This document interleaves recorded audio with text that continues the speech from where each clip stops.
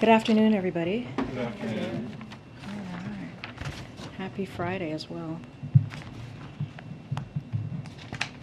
Okay. So the Inflation Reduction Act goes squarely at many of the biggest costs Americans face, like energy and healthcare, giving families vital breathing room while building on the unprecedented deficit reduction we have achieved with over $300 billion in savings for taxpayers that a host of economists confirm will fight inflation. Larry Summers, who has been critical of some of our policies, is one of them. He said, quote, "It's fair to call it the Inflation Reduction Act because it's directly fighting the rate of inflation." Other experts like Jason Furman and the Committee for a Responsible Federal Budget has said the same. Jason Furman said, "The Inflation Reduction Act is what the country needs right now, helping to address one of our biggest long-run challenges, climate change, for example, while making progress on our biggest short-run challenge, inflation, while protecting the most vulnerable." And Maya McGinnis, president of the Committee for a Responsible Budget, "Almost every one of these policies in of itself will fight inflation, and on net, the entire package most certainly will." To circle back for a second, that more than $300 billion that I just mentioned in a deficit reduction I mentioned earlier just now will be financed by ending special tax benefits for the wealthy and big corporations that have happened at the expense of the middle class, including loopholes that allow multi-billion-dollar international companies to pay $0 in taxes, or a hedge fund manager to pay considerably less in taxes than middle-class families will act against inflationary pressures across the board, addressing many costs. The president's biggest priority is cutting costs for families and fighting the global problem of inflation that is affecting the world, and that's why he wants to pass this as soon as possible.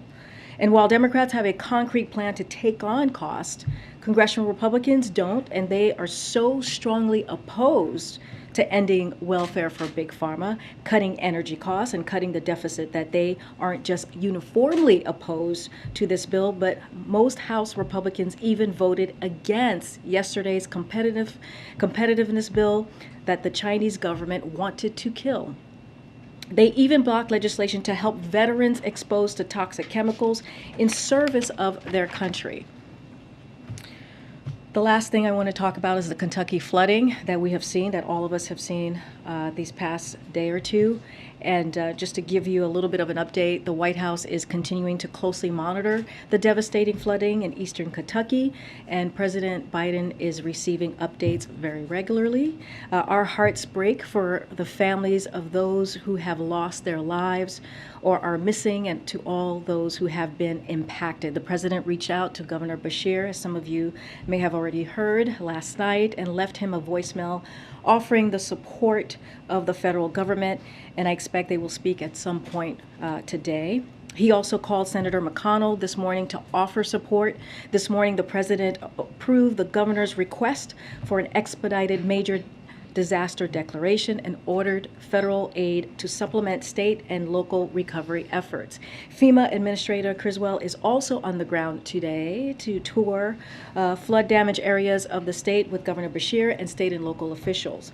Search and rescue efforts are ongoing with more than 20 search and rescue teams on the ground. FEMA has deployed rescue personnel to assist with those efforts, and they have dispatched an incident management assistant team and staff to the State Emergency Operations Center. We will continue to monitor the situation closely as damage assessments occur. Unfortunately, Kentucky is no stranger to catastrophic climate events, and the federal government will continue to provide assistance. Lastly, and separately, I want to make sure you all saw the series of announcements we made yesterday on the federal government's efforts to address the growing wildfire threats, which are driven in part by climate crisis, which have exacerbated historic drought conditions. Homeland Security Advisor Liz Sherrod-Randall and Secretary of Energy Jennifer Granholm convened a meeting yesterday with CEOs from the American electricity sector and senior leaders from across government to discuss how we we can protect our communities from the accelerating threat of devastating wildfires, which is being exacerbated again by the climate crisis. We sent out a readout of this meeting early this morning. With that, Darlene, you want to kick us off? Thank you. On the veterans legislation that was blocked in the Senate, does the White House see what happened with that bill as a small hiccup, a small bump in the road, or do you see that as something more serious? So I'll say this, and I kind of said it in the opening just now.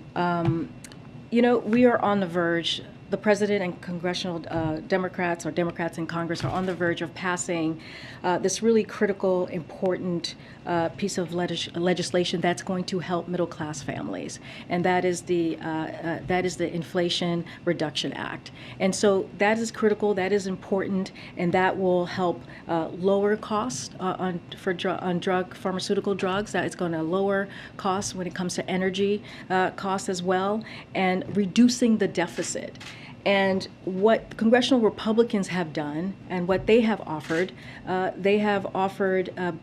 a plan that's going to increase taxes on 75 million Americans and sunset Medicare and Medicaid. And the way that we see it is we have a plan. We have a plan to fight inflation. We are ready to help middle-class families, and Republicans are opposing that. They're opposing that because of false rage. They're opposing that because they are angry about, I don't know, a procedure on the House that we can't even speak to. And here's the thing: we are talking about veterans. We are talking about our veterans who have fought for this country. We are talking about veterans who have been exposed to toxic chemicals because of their service to our country. So the time is now to get this moving. The time is now to move forward, and we hope that they do the right thing. Secondly, the president had a couple of events here this week after he came out of isolation. Can you give us a sense of how soon you anticipate him having an event away from the White House, maybe taking a day trip, and also are you tracking him signing the CHIPS bill next week? So I believe the bill is currently going through the enrollment process, right? So that's happening, I believe, today, and so we'll probably have more on the CHIPS signing of the CHIPS Act early next week. I don't have anything for you at this time, and as you know, I think someone asked me this question yesterday about when is he going to get out there, and if you know Joe Biden, if you have followed this president, and I know you have, Darlene, for many years, you know that one of his favorite places to be is to be out there talking directly and engaging with everyday Americans. And so as soon as we have something to share with on his schedule, we will surely be able to do. We'll surely be doing that, so you guys all know when he's going back out, which he's excited to do, looking forward to do. Go ahead. Thanks, Chair. Thanks, Karine. A number of Ukrainian POWs have been killed and injured in a shelling of a detention facility in Donbass. Both Russia and Ukraine are accusing the other side of doing the shelling. Do you have any intel on what happened or any more detail? So we've seen those reportings. It's not something that we can speak to from here, but just not something that we're going to comment about. But we have seen the reportings. Okay. But no sense of who's responsible? Yeah, we're just not going to speak to that at this time. Okay. And on one other topic, you opened with a statement about the reconciliation bill, to use that word. Do you have any concern, does the White House have any concern that passage of that bill, which of course would be a huge victory for the president, may prevent or may lead to some Republicans not supporting other bills such as the gay marriage bill or others that they might have been inclined to support? So we like to call it the Inflation Reduction Act. I'm aware. I mean, that's the name of the bill. And because it does fight inflation, that's what many experts say. But no, you ask really good questions. Look, I said this, I was trying to get to that with Darlene's question about the importance of the Inflation Reduction Act and how it is going to help middle-class family, how it's going to lower cost.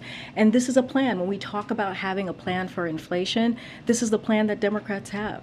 This is a plan that the president has. And it's going to have a real effect when you think about about healthcare, when you think about energy costs, when you think about pharmaceutical drugs, you think about our grandparents, or the seniors who are thinking every day how they're going to pay for their pharmaceutical drugs. This is a way to do that. And for the fact that Republicans are turning away from this, it's shameful, actually.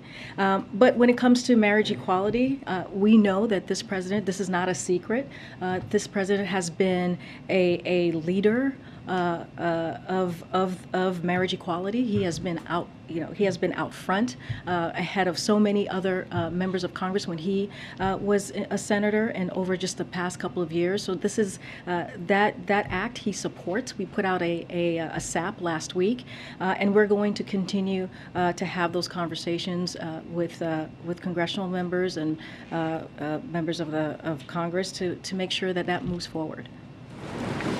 Ms. Karine, first I wanted to ask for a status update, if you have one, on the updated COVID vaccines. Does the administration have even a rough timeline on when they will be rolled out?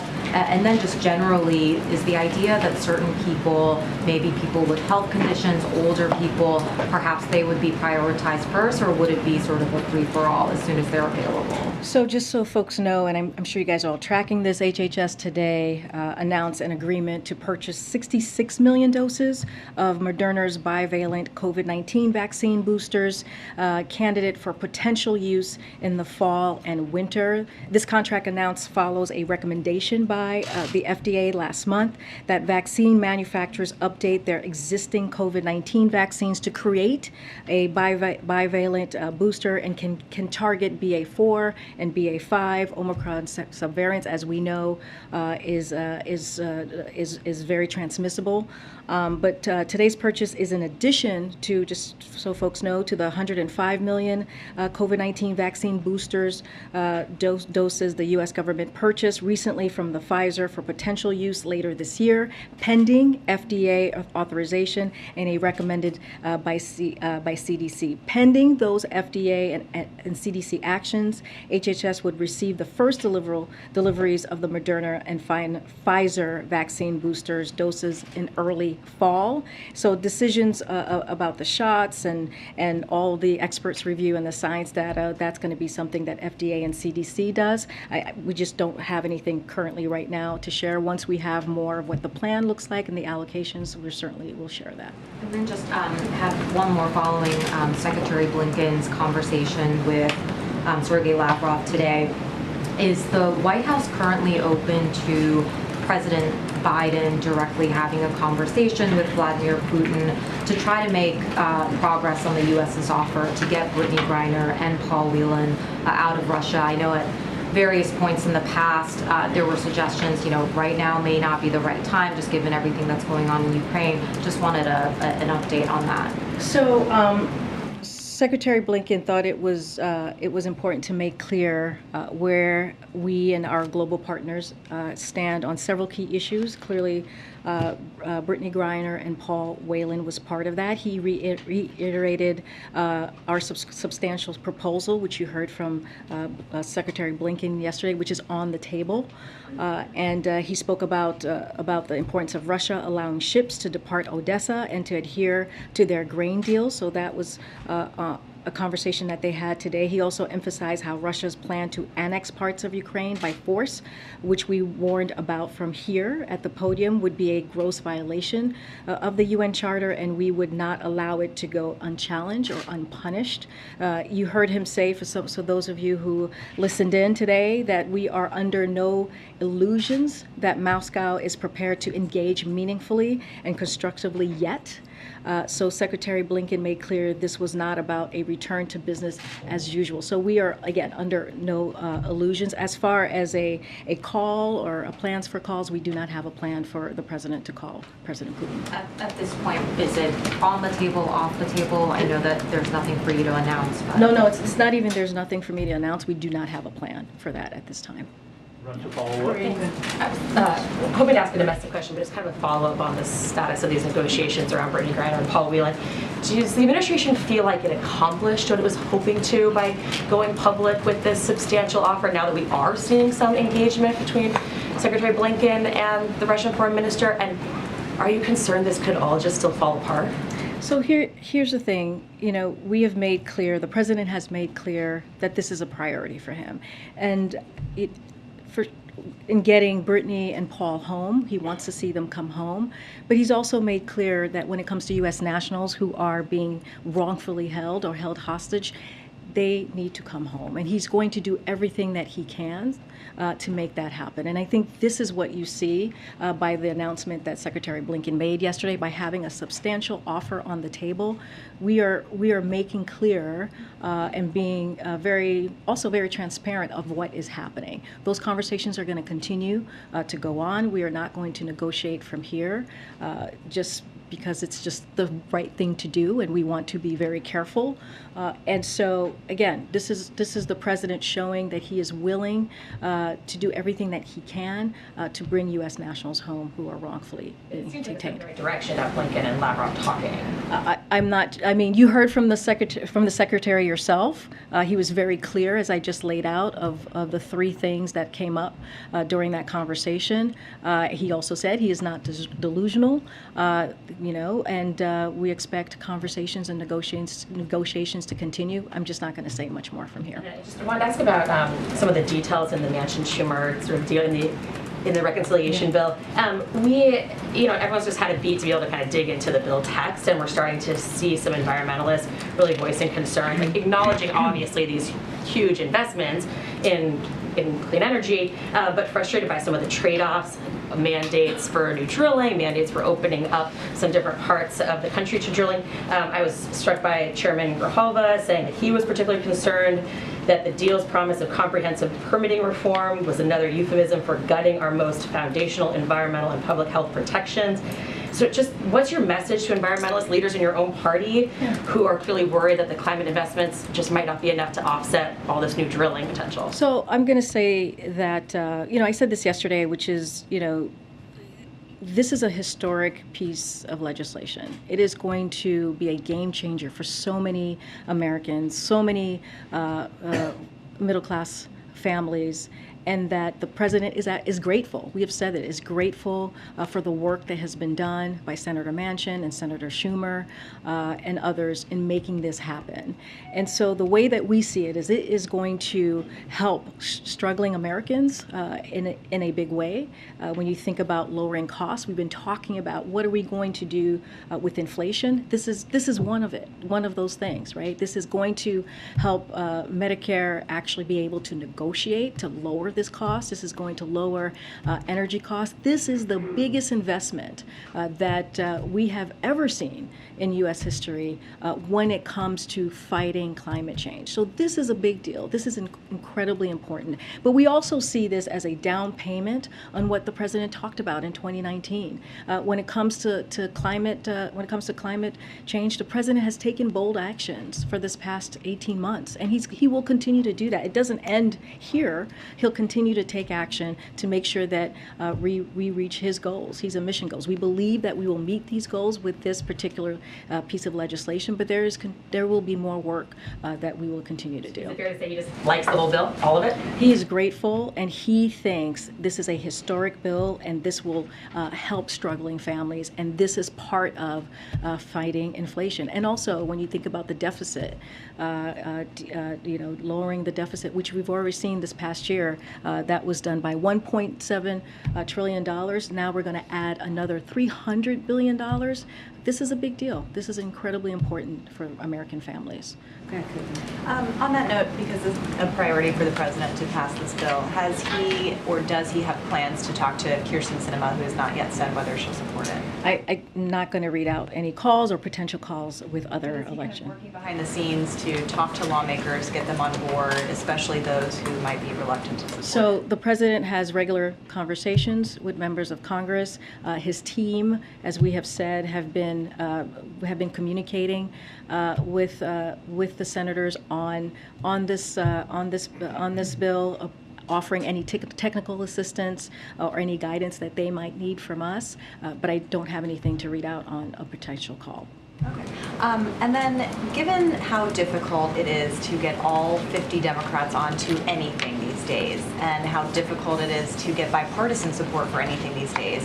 When it comes to legislation to tackle inflation, and given that this bill doesn't address rising home costs and rent and food and gas and those kinds of things, does the president think that this is kind of it? This is what he can get legislatively from this Congress when it comes to tackling inflation? You're talking about just in general, or you're talking about? Yeah, I mean, given that this is called the Inflation Reduction Act, and there are still lots of elements of inflation that are not tackled by this bill, and how, tenuous support is for it, given that not all Democrats have signed on. So, does he think that the legislation, that's kind of it in terms of what this Congress can do? So I just want to be really clear here. This choice is not between this and a better deal. It's between this or walking away about things that we really care about when it comes to Democrats. Issues that we really care about. Lowering prescription drugs, lowering energy costs, continuing to decrease the deficit. All are things that Democrats care about. This is a big deal. This is a historic piece of legislation. And to your point, it is the only legislation out there in Congress that's going to fight inflation. So we need to move forward to get this done. And so that is the message that we are going to put forth. This is our chance to really start to lower inflation. And the things that this bill does are not small. These are really big, important items. If you ask many American families, if you ask them, hey, are you able to pay for your drugs, your medical needs that you really need every day, or seniors, you ask our seniors that question, I'm sure most of them will say, no, I have difficulty paying for those bills. I mean, that's what we're talking about. We're talking about giving some relief to families, to seniors. It's going to go a long way. Again, this is a historic piece of legislation, and we encourage folks to support it. And just a quick follow-up on Lavrov. Is the president concerned that these talks are doing anything to kind of legitimize Russia in light of their aggression and war against Ukraine? That kind of opening up these discussions, starting these discussions, especially when it comes to Griner and Whelan, that this is doing anything to kind of legitimize Russia, or that it could get to that point? I mean, I don't know how that would legitimize Russia when we know they are causing this brutal war in Ukraine. When that is fact, when that is known, when you see NATO has come together in a way, coalesce in a way we have not seen in a long, long time to make sure they send a loud message to Russia. When you see the sanctions that have really hurt the Russian economy, I mean, I don't see how they are legitimized at all. If anything, they are now a pariah in the global stage because of what they're doing. So what the president is doing, and the secretary and his team, his national security team, is to make sure we keep our promise and doing everything that we can in bringing home U.S. nationals that are being held, who are wrongfully detained, and that's going to be the focus. And so the president, again, this is top of mind. This is a priority, and that's what you're seeing right now. Karine, thank you. Going back to getting the Inflation Reduction Act passed, how does the president see his role in getting this over the finish line? Well, look, this is, as I said moments ago, we see this as a down payment from what he's been talking about in 2019. The president has been very vocal about how he sees dealing with inflation, right? Dealing with high costs. You have seen him the past several months talking about pharmaceutical drugs, and in particular insulin, and how expensive that is for families. You've heard him talk about how families are paying 2 times, 3 times more than families across in other countries. So he's been very vocal. He has been out there. He has done this, gone out there and met with the American people, or spoken in front of them and told that story, explained what Congress needs to do. So we're going to continue to do that work. He has staff here in the White House that's continuing also to have those conversations. And I ask in part, and I know you're not going to get specific about phone calls to Senator Sinema, but does he feel like he gave some space to the negotiators? Does he feel like now is the time for him to engage directly, hands-on, to try to get this over the finish line and to make take that personal outreach to potentially bring Senator Sinema here?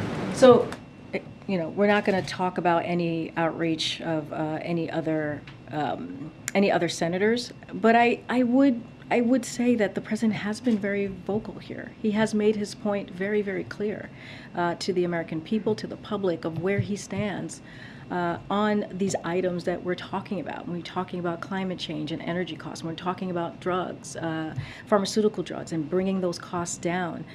And again, his team, right? These are the folks who work for him, have been directly engaging with members in Congress, and that's going to continue. And so, again, he has been very vocal, and he'll continue to do that. There's a new polling out by the New York Times, but other news outlets as well, that shows a majority of Democrats don't want President Biden to run again in 2024. The latest New York Times polling has 26% who say they do want him to run. We had some reporting yesterday that the administration is keeping a close eye on potential challengers. How nervous is this White House when you look at those numbers and when you think about the other Democrats who are out there making their voices heard? So, the president intends to run in 2024. We are a long ways away from that. I cannot get into specifics of any political election polling because I am behind this podium. But what I can say, we just talked about the Inflation Reduction Act and how important the president believes it to deliver that to the middle class, to the American people. Earlier this week, or just yesterday, the CHIPS Act was passed, and how critical that's going to be to lowering costs, investing in manufacturing. As we talk about inflation, it's going to strengthen the supply chain. All of these things are the work that are because of the work that the president has been doing. So we're going to continue those efforts. We're going to continue to deliver the best way we can, and let's not forget the gas prices as well. That's something that the president has been doing for months, and we have seen a decline for the last 6 weeks. That's our focus. And just one more on the prisoner swap. Does the administration feel more confident now that you'll be able to bring Brittany Griner, Paul Whelan home after the conversation that Secretary Blinken had with his counterpart? We are doing everything that we can to bring Paul home, to bring Brittany home. We believe they are being wrongfully detained, and they should be home with their families, and we're going to continue to do the work to get them back. I'm just going to go ahead, Stephen. Thanks. Congresswoman Maloney, who chairs the House Oversight Committee, sent a letter today urging the administration to declare a public health emergency for monkeypox. Where does that request stand? Dr. Jha talked about this the last time he was in here, one of the last times he was here. He said that is up to HHS to decide, and I would leave it to them to make that decision. Earlier this week, I asked you about the T-pox treatment that has been shown to be effective in reducing some of the pain and the lesions from monkeypox cases. Does the administration believe it has done all it can to see to it that this treatment is made more available? CNN reported this morning that only 230 courses had gone out as of last week, with more than 5,000 or close to 5,000 cases. So when it comes to TPOXX specifically, facilities' easier access to treatment is critical and a priority of the federal response. CDC and FDA are working on a range of actions to do exactly that. It's important to note that when it comes to TPOXX, it is FDA approved, but it's approved for smallpox, not for monkeypox. And so it is up to a doctor who is looking to prescribe that TPOXX. They should reach out to the CDC if they feel that that is important. Or their state health department, and will be able to access it. But again, it is approved for smallpox. I do want to say that yesterday, the HHS announced plans to allocate an additional 786,000 doses of Genos vaccines to combat monkeypox, making the total doses of vaccine available in the United States to over 1.1 million doses. So HHS will allow jurisdictions to order doses starting today, and we'll ship them soon after. So that is important, as well as testing that we have talked about, upping that, so people know if they know how to proceed, or if they have monkeypox, and also to make sure that people are educated. That is also something that HHS is doing, and these are going to go to at-risk populations. So we're talking about 1.1 million doses. Okay. Thanks, Karine. An official who is associated with Chinese state media is suggesting that if Speaker Pelosi tries to go to Taiwan, her plane could be shot down. Does the president have a response to that? You know, I've been asked about, I know you're asking specifically about the rhetoric that we're hearing from China, but as it relates to the speaker's travels, it's something that we're just not going to speak to right now. That's a hypothetical. We're just not going to speak on her schedule. As we have said multiple times, we give advice and guidance to any members of Congress where they travel, to the region they travel, whether an advice on geopolitical situation in the region or in the country, and any national security issues that may arise. But again, I'm not going to speak to a hypothetical. Okay, and on another subject, why is the Biden administration building a border wall in Arizona? So we are not finishing the wall. We are cleaning up the mess the prior administration left behind in their failed attempt to build a wall. And I just want to be very, very clear here. On day one, we returned the money, the $8 billion the prior administration took from our military. We gave that back to the military, for military families, for schools, for bases. That's what that money was being used. That's what it was taken away from. And so again, what we're doing is cleaning up the mess that the prior administration has done. But President Biden, when he was a candidate, said there will not be another foot of wall constructed in my administration. Yeah. So what changed? We are not finishing the wall. If walls work in that part of Arizona, is this the administration trying to get migrants to cross somewhere else, like in Texas? What is the plan?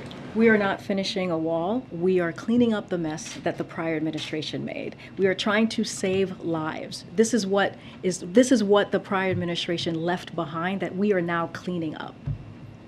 By finishing the wall, is this We are not finishing the wall. by filling in, finishing? We are not finishing the wall. By filling in, is this racist? Because in 2019, when the former guy was proposing a wall, you said that it was his racist wall. So how is this any different? I'm just having a hard time understanding how this is any different. I'm not even sure how you get to your first question, to this question that you just asked me. I will say this: a What's border the wall. difference? I'm answering your question. A border wall is ineffective use of taxpayer dollars. So it's ineffective of taxpayer dollars that actually went to the military, that the last administration, the prior president, took from the military, which took away from schools, which took away from military bases. That's what that money that he pulled away from to build this wall that he wanted, that is ineffective, by the way, which I just said. Just recently, CBP reported that new bollard fencing along the southwest border was breached 3,272 times between fiscal year of 2019 and 2021, requiring $2.6 million in repairs. It's ineffective. We are not finishing a wall. We are cleaning up the mess that the last administration made. Okay. Yes. Good. Thank you, Karine. I have a couple of questions, one on Argentina and another one on Mexico. On Argentina, I would like to know where the president's schedule stands in terms of meeting with the Argentinian president. So as you know, consistent with the White House protocol for positive COVID cases, President Biden worked in isolation for 5 days after testing negative. As a result, the planned, to what you're asking me, a visit by President of Argentina has been postponed until a later date. And when we have a new date to share, we will share that. But there's any idea whether that's going to happen in August or September? We will share a date once we have it. All right, and on Mexico. Since Mexico's President López Obrador was here recently and met with President Biden, I would like to know the role the White House played in the request of extradition of Mexican drug trafficker Rafael Carpintero, if any. And since the request for immediate extradition seems not to be that immediate these days, is the White House in touch with Mexico at all, or the presidency of Mexico in order to expedite this process? So that is a law enforcement matter, so I would have to refer you to Department of Justice. I guess my question was whether President Biden touched on this matter when President López Obrador was here at the White House, and if the White House played any role, that's the NSC or the president himself on this matter. When it comes to a law enforcement matter, that is with the DOJ, Department of Justice. That is not something that we would deal with here. Go ahead, Jenny. I'm gonna come back down. Thanks. Quickly to go back to the Inflation Reduction Act, there's a projection out from the Penn Wharton budget model today that found low confidence that the legislation will have any impact on inflation, and even projected a small inflation increase in the first 2 years. I know this is just one model, but it actually is one that Senator Manchin has leaned on before to guide his support or opposition to previous pieces of legislation. So I'm just curious if there's any concern in the White House that with this new data coming out that Manchin could reconsider his support for the current bill, or do you think you're rock solid? And how this squares. I know you cite other economists. You cited Jason Furman and Larry Summers, but I'm just curious how this squares with what we're seeing today. So there's also, Joseph Stiglitz said in a statement, the compromise agreed to under the rubrics of the Inflation Reduction of 2022 is far more than just an act addressing inflation, although it does that in several ways. It simultaneously addresses several key and long-standing problems facing our economy and society. First, on inflation, there is a simmering debate on the cause of inflation, but whatever side one takes in that debate, this bill is a step forward. And that's how we see it as well. For those worried about excessive demand, there is more than $300 billion in deficit reduction. That is also very important as we talk about fighting inflation. That $300 billion deficit reduction on top of the $1.7 billion deficit that we saw last year is critical, and it will help fight inflation. Reed? Okay. I just wanted to come back to monkeypox really quick. With San Francisco declaring it a public health emergency, New York State getting there as well. Why does it seem that there's a delay, and is there any concern that the administration is moving too slowly on this to declare it a public health emergency? You declared an emergency. Again, that's going to be with HHS. But look, the way, and I talked about this earlier, when I believe the first cases was in mid-May, and in June we put together a comprehensive approach on dealing with monkeypox. We put out 300,000 of vaccine that went to targeted areas, to communities at risk, working very closely with state and local legislators. I just announced another close to 800,000 doses that we will put out there. That's a total of 1.1 million doses. And then we also asked for 5 million after that. So we are doing everything that we can, working with state and local legislators. We think it is our responsibility to fight this virus. We know HHS is certainly committed to doing that. And part of this is going to be educating, as I mentioned earlier, folks, making sure that there's testing out there. We increased our testing as well. And so we're laser focused. We're going to get more vaccines out to the population across the country. Again, that's just one part of what we're doing, the testing and the treatments. We're going to make sure that is more accessible as well, because we understand how important it is for people in communities at risk to protect themselves. So we're going to continue doing that work. Okay. Does the administration feel confident it can get the funding it needs for the monkeypox response from Congress, given that it's struggled to get coronavirus funding for several months? So as the president said the other day, it's critical that we keep investing in the vaccines, treatments, tests, and other tools we need to continue to make progress on this as well. And so we're going to continue to do that. We're gonna, our team is going to work with Congress to deliver on the COVID and monkeypox. It's about $21 billion. Senate is seeking to get that done. So that is going to be continued focus to get that $21 billion. Karine, so Mark Fogel has been in a Russian prison for 11 months and is serving a 14-year prison for bringing a half an ounce of medical marijuana that he was prescribed in the United States. Why is he not on the list with Brittany Griner and Paul Whelan? No, we've gotten that question before, and as we have said, there's certain cases that we cannot speak to because of privacy issues, and that is one of them that we cannot actually speak to. But again, I'll just reiterate what we have said with wrongfully detained and U.S. nationals that have been held hostage. We are going to do everything that we can to be able to get them home. But some cases that we just can't speak to it. You to speak to it, though. They're anxious and concerned they're not on the same list as the other two Americans with some similarities in their situations. So again, there are privacy considerations, so we have no further comment to make at this time, but this is something that we take very seriously. We see this as our responsibility to assist U.S. citizens abroad and monitor their situation, but on this particular case, we cannot speak to it. I wanted to ask about two provisions in the HHS appropriations bill that Senate Democrats put out this week. There's $10 million in it to create a reproductive health ombudsman position at HHS, and there's also $350 million to fund travel costs for women to go to other states, as well as to expand abortion facilities in states that still allow it. My question is whether the White House supports these provisions, and if you do support them, are there ways that could you still do them even if the funding doesn't end up in the final version of the bill?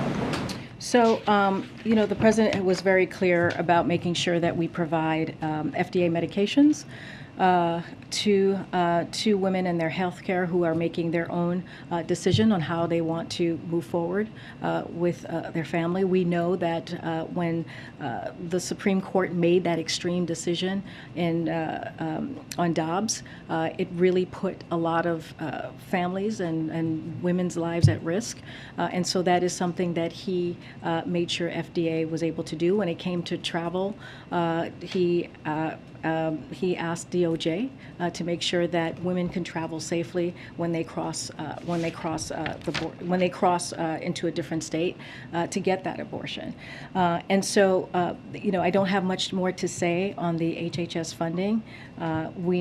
This is something that the president has been very clear in making sure that we do everything we can, and he put forth those two actions. When it comes to anything else, everything's on the table, and we'll have more to share. But I'm going to leave that. Right now, whether an ombudsman is needed at HHS, for example. I'm just going to leave it there. Go ahead. Thanks, Karine. Two questions for you. One, has President Biden been tested for COVID since testing negative to end his isolation as part of the monitoring for any rebound cases? So I don't have, I would have to check with his team on when the last time he was tested. We have been clear that when if he were to test positive, we would share that and we'd be transparent. So we'll share that when we have that information. And then a follow-up. If we have that information. We do not want to have that information, but if that were to occur, we would be transparent, like we were when he did test positive a week ago, almost. And then I wanted to follow up on the question Kristen asked you. Democratic Congressman Dean Phillips today said he doesn't believe that President Biden should run again in 2024. He says he believes, quote, most of his colleagues feel the same way, and that it's time for a generational change.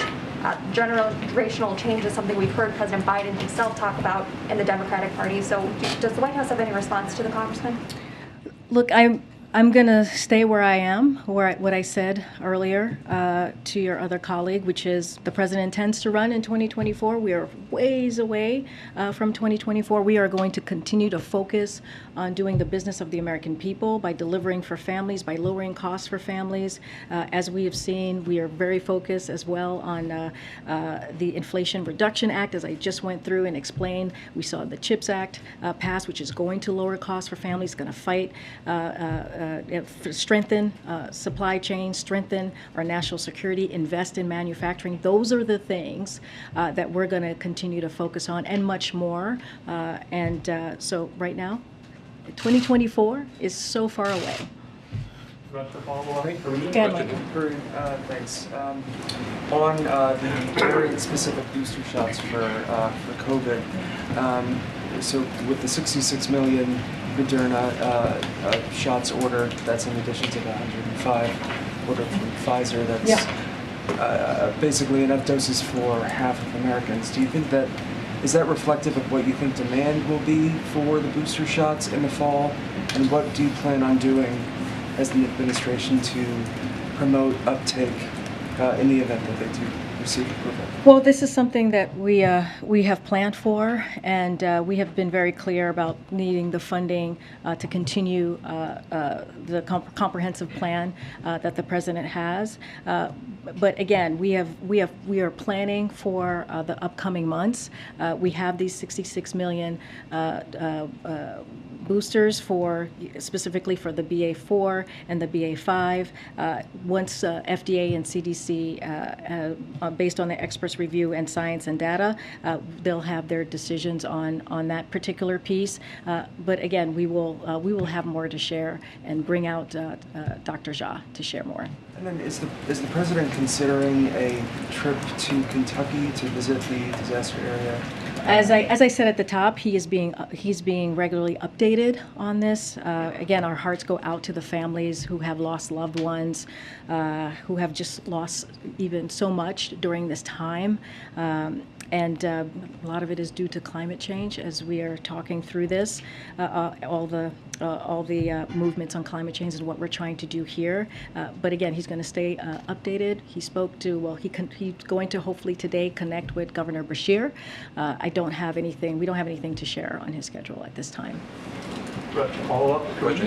Yeah, thanks, Karine. One clarification and one question I have for you.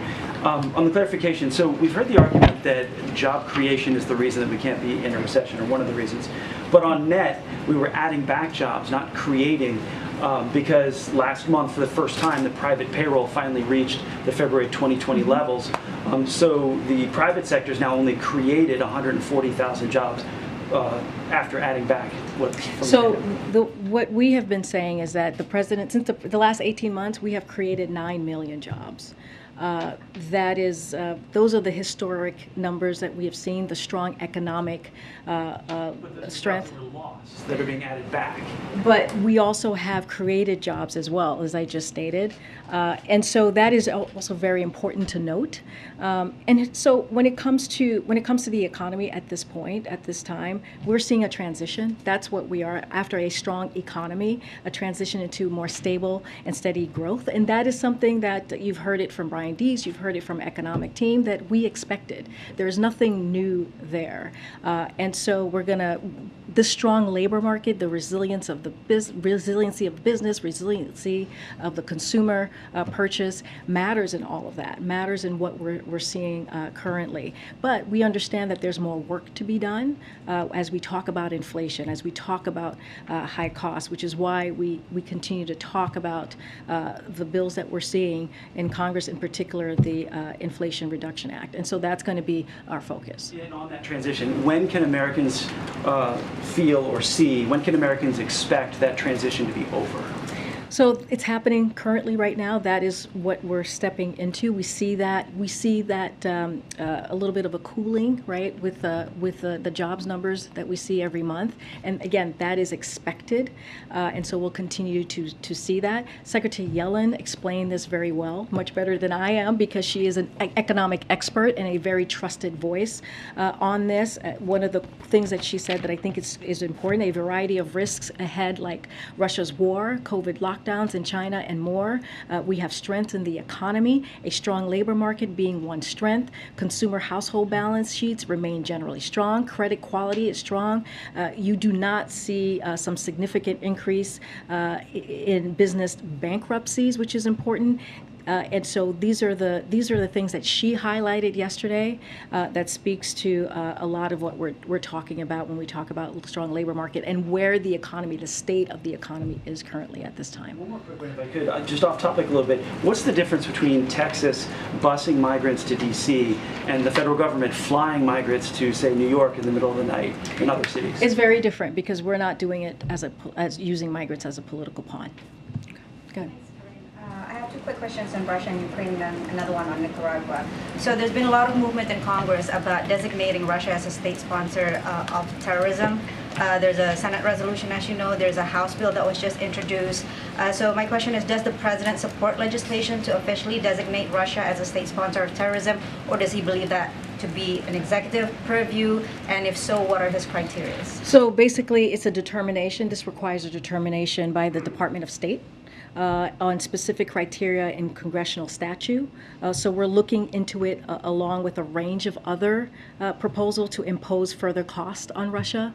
So that's how it's determined. But for some context, when it comes to export controls, which we have aligned on with 30 plus partners, to multilateral sanctions with over 30 countries across 4 continents, to curtailment of international assistance and foreign aid, the costs that we have imposed are in line with some of the consequences of an SST designation.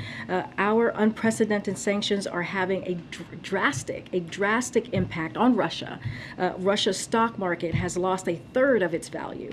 Inflation is rising up to 20% in Russia. Russia's imports of goods from around the world could fall by 40%. It was reported that due to the enormous pressure of the U.S. and over 30 partners around the world, Russia defaulted for the first time in more than a century. So that is what, when I say Russia is becoming a pariah, with the question that I was asked, if we are lifting up Russia, not at all. They are, their economy is suffering, and it's because of what they are doing in Ukraine, the war, the brutal war that they are imposing on Ukraine.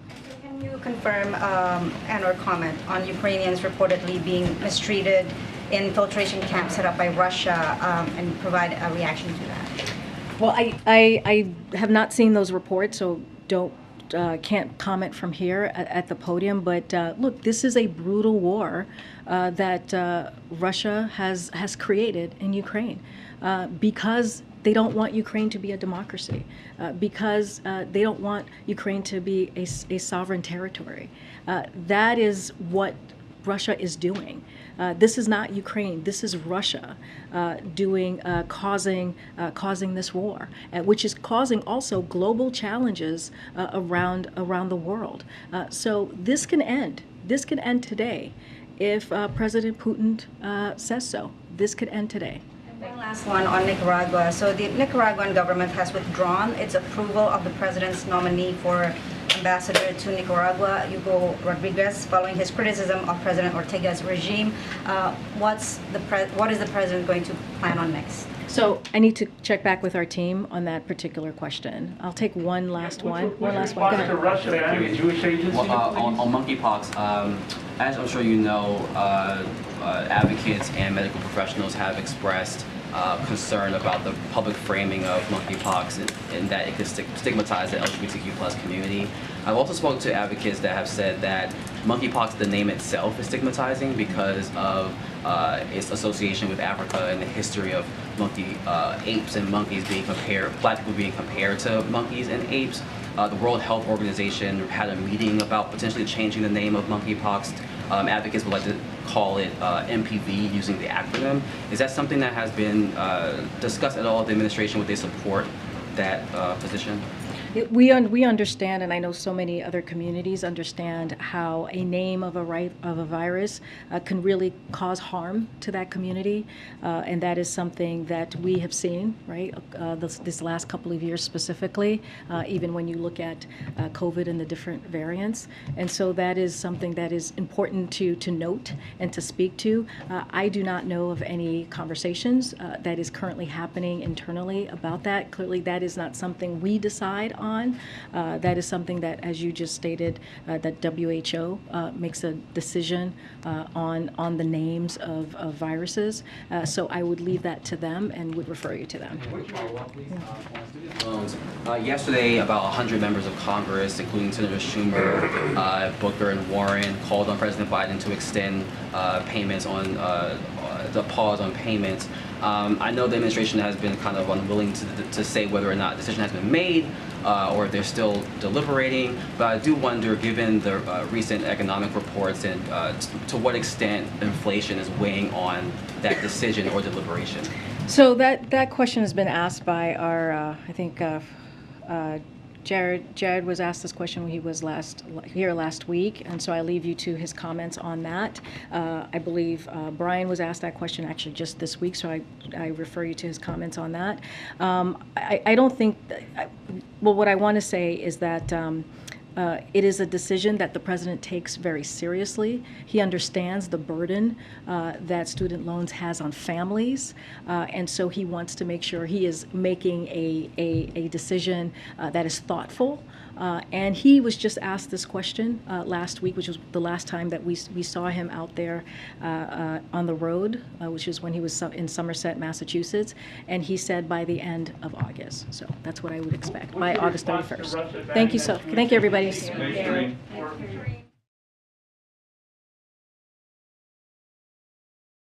All right, folks. Thank you so much for joining us here at Golden State Times for the White House press briefing and our full coverage of it. We apologize yesterday for not live streaming the White House press briefing, but a little bit less than a year ago, I was involved in a really bad car crash, so I have to go to pain management, to the doctor, and stuff like that. And obviously, when that happens, I can't do coverage. Because it's like an all-day ordeal, you know. It's pretty far away from where I live, the doctor that is seeing me and stuff like that. So yesterday I was getting some procedures done due to the pain and stuff like that. So thank you so much for understanding. But today we did cover it, and I think it was a very good White House press briefing because a lot of stuff came up. China is right now pretty much threatening the United States and saying that if any military jets protect Nancy Pelosi on her way to Taiwan, if she does actually go, that they will pretty much shoot them down, they said. They also said that it will be a declaration of war, according to them. So this is very interesting that all of this is happening, but just right now on our website, goldenstatetimes.com, I'll show you guys right now real quick. So on goldenstatetimes.com, we just published a report about people in military guys in China saying that they are, quote, preparing for war. Let me show you guys real quick. This is on our website, goldenstatetimes.com. And the article, if you go down to World Breaking News, Chinese military members claim on their social media, Chinese social media, which is Baidu or Waidu or whatever it's called, they are preparing for war. And that's exactly what is being said on Chinese social media. Tensions with China reach new levels as Pelosi plans to visit Taiwan. Chinese warn U.S. military in the region. So they are circling American warships in the area in the South China Sea. They are creating drills. They're doing all of this stuff that is creating a lot of tension. So let's see what happens with all of that. As you guys know, Nancy Pelosi hasn't yet confirmed that she is going to Taiwan. She wants to be very, very careful because, you know, her Chinese masters are very angry. and they don't want her to go to Taiwan because that would give them pretty much the hope of freedom. And China does not want that. China wants their boot to be on their neck at all times until they're able to invade. And they said so themselves. We will invade by force if we want to. It's only a matter of time. We haven't gotten to that point yet, but we will do it if we have to. They don't care. The U.S. policy is that China can take claim of that island of Taiwan, but only through what they call democratic process, right? So it has to be voted by the Taiwanese to become Chinese in order for the United States to see them as part of China, or for China to be allowed to take over the country. It cannot be done by military force. And that's where we're headed. That's exactly where we're headed. We're headed towards a situation where we're going to have problems with China, and then obviously already have problems with Russia by giving the Ukrainians an immense amount of money, trillions and trillions of dollars, and it has done nothing. Nothing at all, because Russia is still in Ukraine. Russia is still bombing things all over the place. Where is all that money going? Who knows? Maybe the wife is buying brand new Prada bags and Louis Vuittons and stuff. Who knows? Maybe that's where all the money is going, right, when it comes to Ukraine. But since we're going to have problems with China, obviously China is going to align itself with Russia, and here we go. As you guys probably also know, Kim Jong-un is again threatening South Korea with impeding doom, as they call it. So there's a lot of problems. There's a lot of tension. There's a lot of bickering. There's so much dust being picked up that pretty much is leading us to World War III. Now, I don't want to scare anybody. I do not want to jump the gun here, but that's the way that things are looking. Now, if Nancy Pelosi decides to say, okay, you know what, I'm going to bow down to my Chinese masters and I am not going to go to China, and I'm going to be a good little girl and stay in the United States and go on my 45-day vacation, which they're leaving on vacation, by the way, starting Monday. That's obviously the first day of that they were supposed to be working. They're going on a 45-day vacation as the United States burns, as the United States becomes completely destroyed from inflation and recession and all that stuff. They're just going to go on vacation, right? They're going to go to their pool homes. They're going to go to Martha's Vineyard. They're going to go to the Hamptons and go and chill, drink margaritas, because to them, everything is A-okay. To them, it's just a slowing of the economy, because jobs are up, according to them, even though Biden hasn't even created one new job since the pandemic hit. They have created, from the time that he came to office to now, 1.1 million, even though 4 million people had either been laid off or they left their jobs or whatever to do something else. But the labor force lost over 4 million jobs, yet they only created less than around 1 million jobs. They have created 0 new jobs compared to the numbers that we had before the pandemic. 0. And most of those gains that we did get during, let's say, 2020, it was all because of Trump's policy, trying to reopen the economy, trying to get everyone back to work, trying to work around all of these vaccine mandates and, all of these other crazy mandates that they had. He tried to make his way around it. It was very difficult, and he ran out of time. That's what happened. But yeah, so these people, these Democrats are going on a 45-day vacation as the country burns. And they have no plan. They have no plan of, once they come back, of how they're going to help, how they're going to try to cool the recession, how they're going to try to stir the ship. Nothing. Absolutely nothing. And like I told everyone, I think it was the day before yesterday at the White House press briefing, we have been in a recession since June, the beginning of June. I announced it at the end of May. I said, look, guys, we're going to go into a recession. We are pretty much on the brink of a recession. June came around. We got all the new job numbers and inflation numbers and stuff. And I said, hey, we are already in a recession. We have entered a recession. It's only going to be a matter of time before the fake news and the Democrats are going to have no choice but to admit it. And yesterday was that day. They had no choice, the fake news media, to admit it. The Biden administration is not going to admit it until the point that it's a little bit too late. And then they're going to say, oh, look at your savior. Here's your savior. His name is Joe Biden. He's going to get us out of recession, right?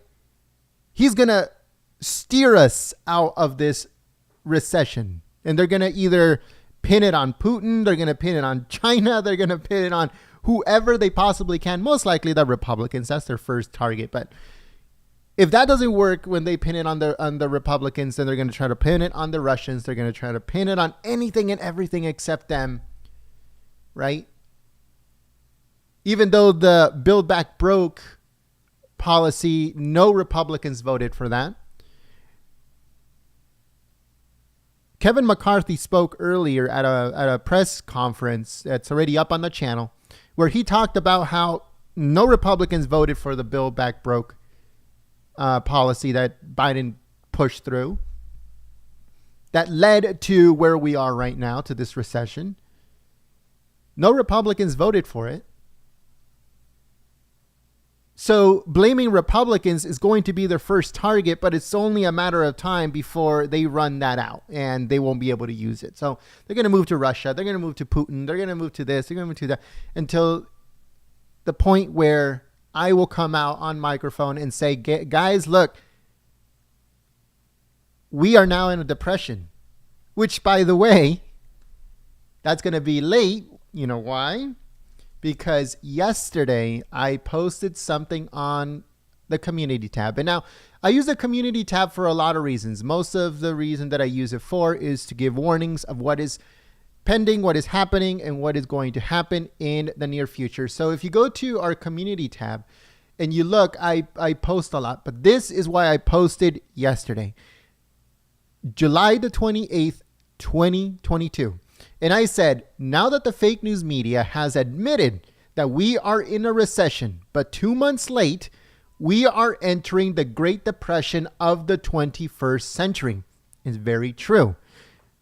I told everyone before the, I think it was last week at some point, I have to write these dates down because I kind of like, mess up on the dates on when I say things. But I told everyone here at the White House press briefing that that every single part of the news that you see on TV, whether it be OAN, whether it's OAN or it's Newsmax or Fox or anything, you are getting the news 2 months late.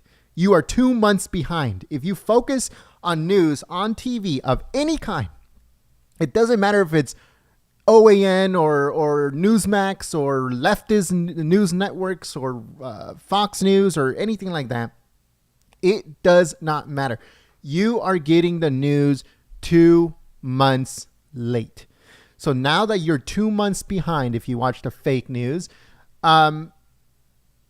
you are already at the cusp, at the edge of falling into a recession here in this country. We are at that point right now. So now, are we in a depression now? No, not yet.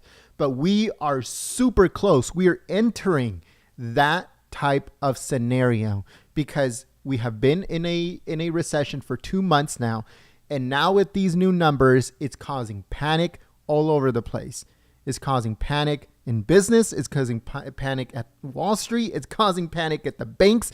It's causing panic at the world banks, because if the United States gets the sniffles, the world catches a cold. That's how it's always been. That's how it's always going to be, because the United States is the center of the universe. It's the center of the universe. Whatever happens in the United States, it sends ripples throughout the world. And like I said, if we catch the sniffles, everyone else in the world catches a cold. So what will happen if the United States goes into a Great Depression once again? Something we have not had since the 1930s. And I don't know if you guys are noticing, we are right now going into 2023. It's like life repeating itself. It's like life repeating itself. It's weird. And you know, past proves future, all that stuff. It's very true. Now people can believe what I'm saying or not. That's up to you. Everything that I tell people is just prepare. But now I was thinking about that yesterday, and I was talking to my wife about it, and she said, how can people prepare, right? How can people prepare for these types of things? Gas at $4 a gallon in nowhere, Pennsylvania, and $7 a gallon in LA and others. How can people prepare for stuff like that? And she said, maybe instead of saying prepare for these things, you should say mentally prepare for these things. Emotionally prepare for these things. Get closer to God. God's people are always going to be okay. And it's true. God's people are always going to be okay in one way or another, no matter if the world's burning down or we are in a depression and a recession or whatever. God's people are always going to be okay. Why? Because God says you will go through trials and tribulations, but here on earth, earthly troubles and tribulations. But once we have faith, once we pray, once we get closer to God, then we know that we're going to be okay. What's the worst that can happen, right? God's people go with God. That's the worst that can happen. And that is not even the worst. Why? Because it's the best, right? So no matter where we're at, whether we're in a recession and it's pretty bad, or we're in a depression and it's even worse, just mentally prepare. That's all I tell everybody. Just mentally prepare. But God's people never fear. Never, ever, ever, ever, ever fear, because God is in control. Jesus is King of Kings. And just prayer is extremely powerful. But pray for others before you pray for yourself. That's very important. Pray for others before you pray for yourself. But that's happening. War with China is pretty much on the horizon. Very interesting. Biden is building the wall. Biden is building the wall in Arizona. But they're not calling it building the wall. They're calling it, we are cleaning the mess that the last guy left. Right? Word salad. That's all it is. Word salad. It's just BS. They try to wrap old things in suede. They try to clean up the way that things sound. Why? Because they know if they come out and say, we are building the wall, they'll be like, oh my God, why are they saying Trump talking points? Why are they saying Republican talking points? Right? Because that's how they put things. That's how they mask things. So now, instead of saying we are building the wall in Arizona, they're saying we are cleaning up the mess left behind by the previous administrator, by the previous guy, right? But they're not cleaning the mess as in picking up the pieces and selling them or throwing them away. No, they're picking up the pieces and putting them up. They literally are building the wall in Arizona. That's not fake news. They really are building the wall in Arizona. And as you know, in Texas, Greg Abbott is building the wall down there.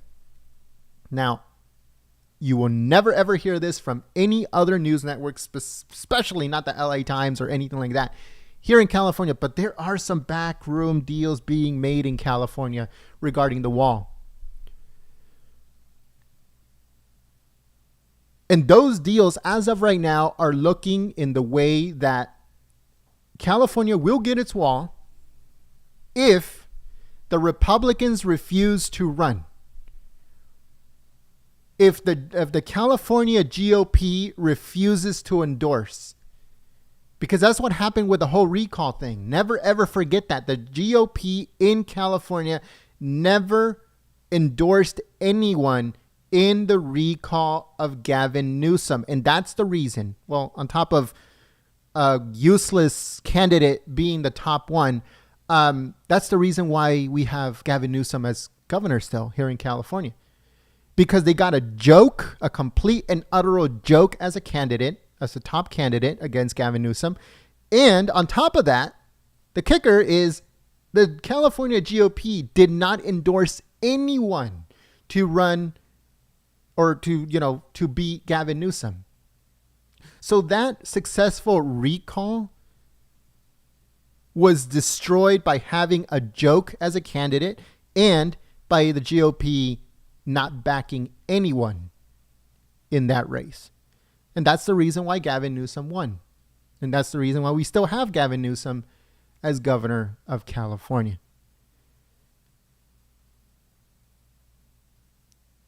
But that's what's happening in California. They're saying, we'll get you your wall and we'll paint it whichever way we can so we won't piss off our constituents and our voters, right? We'll call it a cleaning of the border. But in exchange, no Republicans should be taken seriously as serious candidates in the state of California for the upcoming election, because Californians are pissed. They recalled the DA and the school board over in San Francisco. First time it has ever happened. And it's all completely Democrat controlled. They're trying to kick mayors out. They're trying to do all these things in places where it's way too radical now, way too many problems. LA is imploding pretty much because of homelessness and crime sprees and what's it called? Burglaries. They go into stores and steal everything without impunity. It's crazy what's happening in those places. And the residents are very, very angry and they're going after their politicians.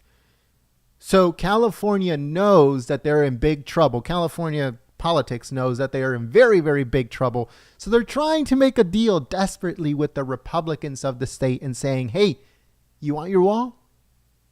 Do you want your wall?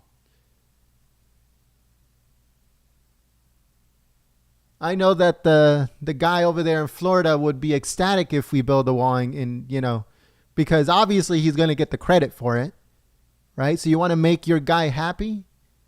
You want a wall up here in California? All right, then don't endorse anybody. That's what they're telling the GOP establishment in California. Don't endorse anyone. Don't promote anyone. Don't make anyone a serious candidate that is running for office up against our people. And then we will find a way to do it. So that's what's going on in California. Very interesting stuff. You will never hear it anywhere else. Let me just tell you that right now. But yeah, so that's what's going on. There's a bunch of other breaking news, but that is all going to be on our website, goldenstatetimes.com. Again, that's www.goldenstatetimes.com. Let's see if Nancy Pelosi actually makes it to Taiwan. And she, according to reports, is also encouraging other high-ranking Democrats to go with her. So if she goes down, she doesn't want to go down by herself. Let me just tell you that right now. If they blow her out of the sky, she doesn't want to get blown out of the sky by herself. She wants to take a couple of her friends with her to the other side. So that's what's going on right now, folks. Pretty crazy stuff.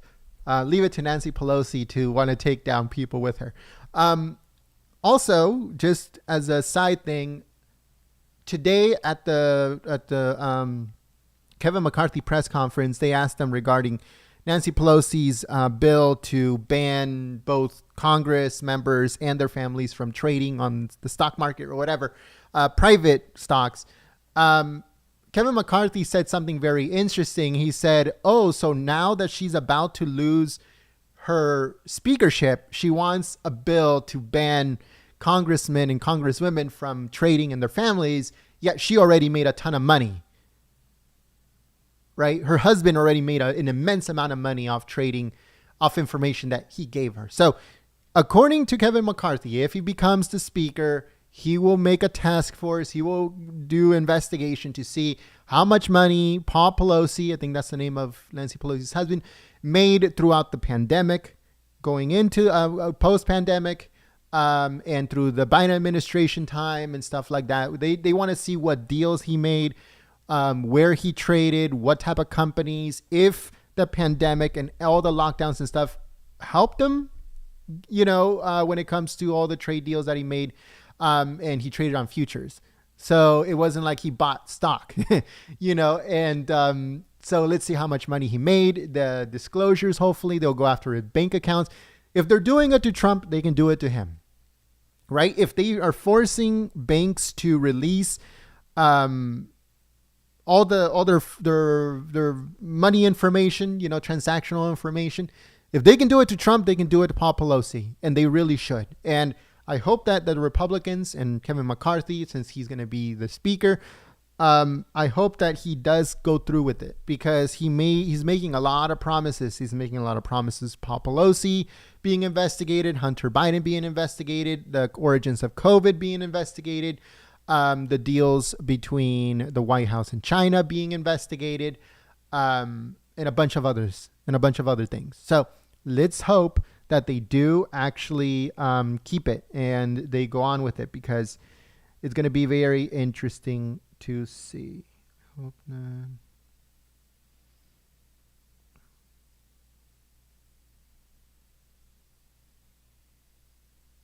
Interest rate up 0.75. Yeah, and there's going to be another either 3/4 or a point that is going to happen in August. So August 27th, you're going to see another rate increase, and October, November, December.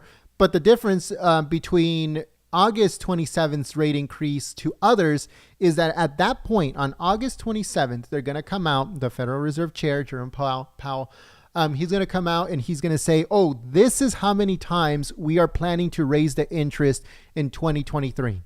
Their goal is to raise the interest 10%, up to 10%. I'm sorry, not 10%, but up to 10% by the end of this year or the beginning of next 2023. So that's their goal. Their goal is 10% interest rates throughout the board. And the World Bank is also going to raise interest rates. I don't know if they have or how much they have up to this point, but they said we will raise interest rates. I think it was at 2. Now it's at 3, if I'm not mistaken. But I have to look. I have to look when it comes to the World Bank. We've been focusing on the Federal Reserve because it impacts us directly. The World Bank will also impact us directly, but it will take a little bit more time. But something that will impact us immediately is the rate increases that are happening. I don't know if people are buying homes right now, but if they are, they must be descendants of Rockefellers, because right now it's completely unaffordable to be able to buy a home. Either another home or first-time home buyers, I don't think they exist anymore. With these rates, right now I saw that the rates in different areas, let's say like LA, if you want to buy a home and you're getting it through a jumbo loan, not only do you have not only are the requirements for your what's it called? Your number, if anybody can help me out, I'm getting a blank here. Your credit score. Here we go. Your credit score has to be at a certain range compared how it was before. So before, with a jumbo loan, you can get away with 675 or higher. But now you have to have a 700 no matter what. In order for you to get a jumbo loan. Jumbo loans right now are going between 6 and almost 7% interest rate for that loan. So that means that if you're buying a house that is, let's say, $500,000, you're paying over $3,000 in mortgage, and that's not including taxes. That's not including mortgage insurance if you need to have that. That's not including HOA fees or any other type of fees that your lender is going to pretty much impose on you. That is just flat $3,000, the starting off point.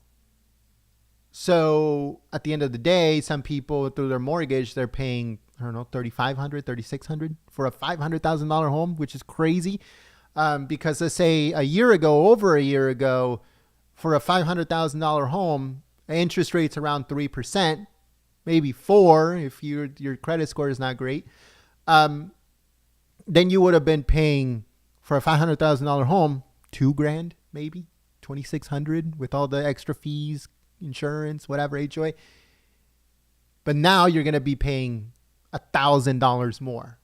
And that's on a $500,000 home. So imagine, like here in California, the median price for a home is $650,000.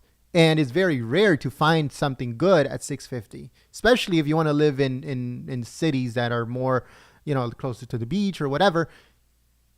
If you want to live in the inland, in the place where it's super hot, you will find something really nice for $650,000.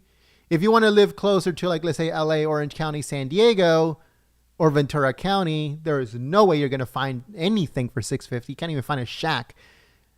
You can't even find a tent on the side of the road for $650,000, right? So you're going to be paying $800,000 for a house. So do the math, $800,000 at 7% interest rate. Completely unaffordable for anyone really, unless you're going out and paying in cash. So that is what's happening with this. It's complete insanity. First-time home buyer stuff is no longer a thing, I believe. But like I said, just note that the interest rate is going to go up again on August 27th, and that's when they're going to announce how many times they're going to raise the interest rates in 2023. Like I said, their goal is 10%, but they could raise it more, obviously. They're greedy, so they can do that. In national news, DeSantis he's saying that he's going to target businesses and companies that are imposing woke ideology on the economy. Disney, Coca-Cola, all of these other ones that perpetuate woke ideology on the masses by changing their logos and doing promotional things for certain months, all of those things. Ron DeSantis says no more. It says Ron DeSantis on Wednesday announced actions against businesses and companies to limit the politicization of the economy. The governor made the announcement during a news conference in Tampa. DeSantis said imposing woke ideology on the economy has been prevalent among the biggest economic actors in the country. He listed examples of Wall Street banks, major asset managers, and big tech companies like Twitter, for instance, and Facebook.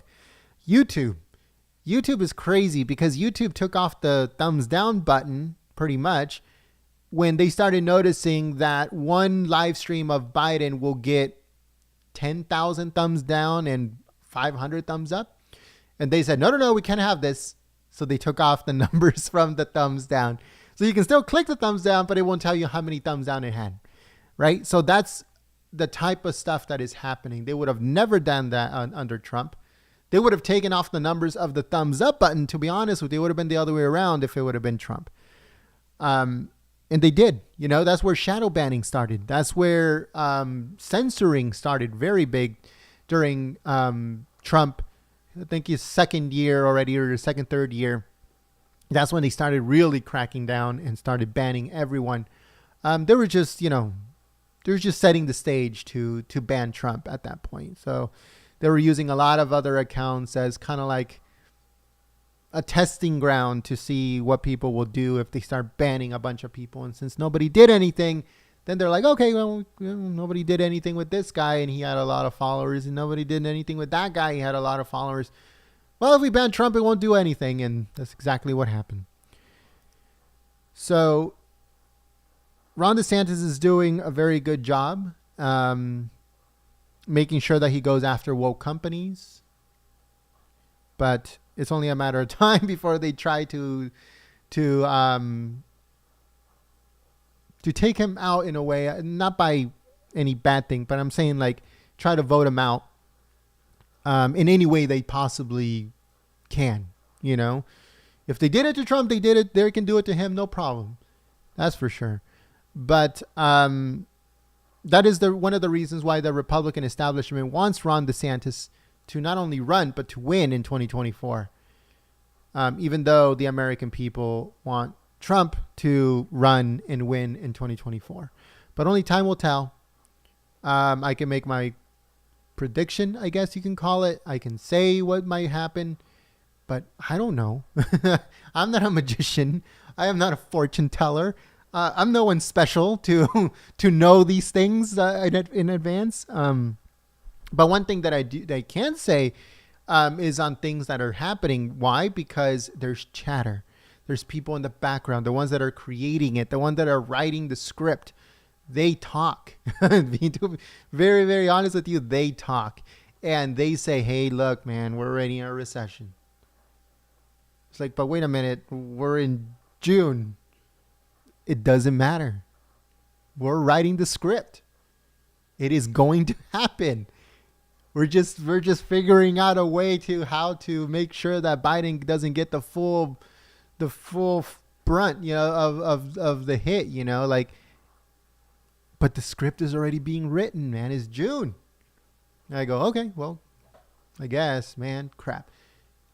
So now I go out and I say, hey guys, look, recession is coming, or pretty much it's already here.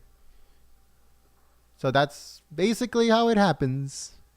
But when it comes to who's going to run and who's going to win in 2024, I don't know, guys. I have no idea. I just know what the type of script that they're writing and what they're planning and stuff like that. But obviously, at the end of the day, like I always say, God is in control. Right? And they can write script after script after script. But if that's not the way it's going to happen, that's not the way it's going to happen. Simple as that. Because that's just the way that things work. God is in control, not us. We can try to make plans and blah, blah, blah. But if that's not the way it's going to be, it's just not the way that it's going to be.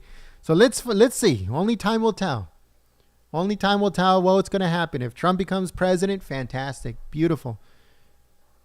If he doesn't, if he gets blocked and taken down by his own Supreme Court justices, then so be it. And Ron DeSantis will ascend to the top. But like I said, only time will tell. All right, folks, I got to go. Thank you so much for joining us here at Golden State Times, and we hope that you guys enjoyed it. Click the thumbs up button. If you guys like these little chatters after the White House press briefing, let me know in the chat, because if you guys don't like it, then obviously why are we going to do it? You know what I'm saying? Like, why would we even do it if you guys don't like it? But if you do, then let me know, and I'll try to find the news that I'm covering for the day or any scoops, background stuff that I've been hearing, all the chatter, the people that write the script, what's it called, what they are telling me and stuff like that, and we'll go on from there. But just let me know. I always love feedback, good and bad. To me, both are educational to me. You guys tell me the truth. Hey, do you ramble too much? Hey, you don't know what the hell you're talking about. You're just spewing a bunch of crap. Just tell me. Let me know. It doesn't hurt my feelings. To be honest with you, nothing hurts my feelings. So what's it called? I have very, very thick skin when it comes to all of this kind of stuff. But let me know, because I always love feedback. I always love to know if you guys are enjoying something, not. And we'll continue our coverage, like I said, on our website, goldenstatetimes.com. Again, that's www.goldenstatetimes.com. And like I said, never fear. God is in control. Jesus is King of Kings. Prayer is extremely powerful. If you haven't talked to God yet, do it today. Do it now. If you haven't done it for a while, start a relationship with our Lord. And that you're going to see that all of this fear, COVID, monkeypox, recession, depression, money, interest rates going up, mass shooters or active shooters or whatever they call them. Right? All of these things can be happening around you. And they're very scary things that are happening around you. But with prayer, with thankfulness for the Lord to allow you to open your eyes and see color and see life, and your family members are there and stuff like that, hopefully. All of those are blessings every single day. And that's what I do. As soon as I wake up, as soon as I open my eyes, instead of going to my phone or on my computers or whatever, I look up and I say, thank you. Thank you so much for allowing me to wake up. Thank you so much for allowing my wife to wake up right next to me. And I move on. Always pray for others before you pray for yourself. That is very, very important. And I'll see you guys tomorrow, Monday, because it's Friday. But I'll see you guys tomorrow in case there is anything going on. We will cover stuff on over the weekend on our website, goldenstatetimes.com, like always. But press conferences, press briefings, and all that stuff is obviously starting next Monday. All right, folks, thank you so much for your time, and I will see you very soon here back on the microphone. And have a very blessed Friday. I hope you guys go out and have fun or whatever, and have a very good and blessed weekend. We hope that you guys go out and try to distract yourself from all this craziness and go have a good time with your wife. Make some beautiful memories, and we will see you guys here bright and early Monday morning. But until then, my name is Jen, and I'll see you soon. Peace.